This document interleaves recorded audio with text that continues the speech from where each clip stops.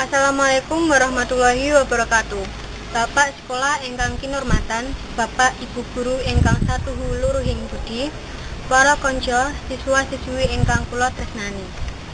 Sumangga langkung rumiyin sami ngaturaken syukur dumateng Gusti Maha Kuwasa ingkang kepareng paring rahmat lan hidayahipun. Kita sedaya taksih saged kempal manunggal kanthi tentrem, gagas, waras, kebak ing kabagyan salebetipun pahargyan pangetan dinten Kartini. Samangke punika. Pangetan dinten Kartini wigatos sanget tumrap kula panjenengan sedaya. Saten ajeng Kartini pindhahipun sekar ingkang tansah mbabar anggadha ganda aran ingkang sa-Indonesia. Panjenenganipun punika pangarsa tumrap wanita ingkang karyanipun mligi kangge majengipun wanita wiwit rikala bangsa Indonesia taksih dipun cengkerem déning bangsa penjajah. Sapu lelebetipun Raden Ajeng Kartini saestu luhur sanget tumrap kaum wanita.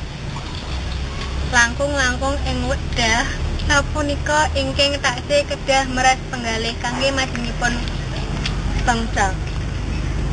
Panyengkuyungipun para wanita boten saged dipun remehaken, malah keparap langkung bobotipun tumrap pembangunan majengipun bangsa punika. Pancen sampun dipun ndokrataken para wanita saha limrah ngajahi raos ingkang kalangkung alus. Sanadyan makaten geget ing manah tansah makasar indah wajya ngugi kautaman.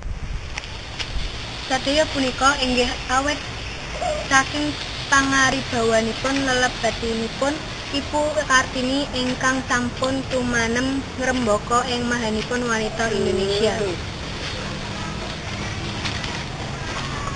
Sampun cetha ing pangsahanipun bangsa kathah wanita ing saged kiprah tadi dene para priya ing babagan warna-warni.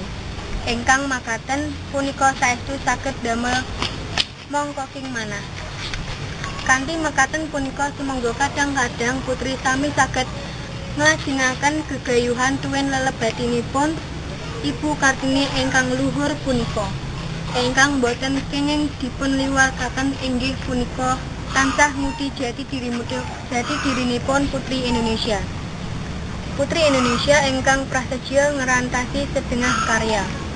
Semanten saha mekaten atur kula mugi sami kepareng maringi pangapunten tumrap sedaya kekirangan lan kelepatanipun kula.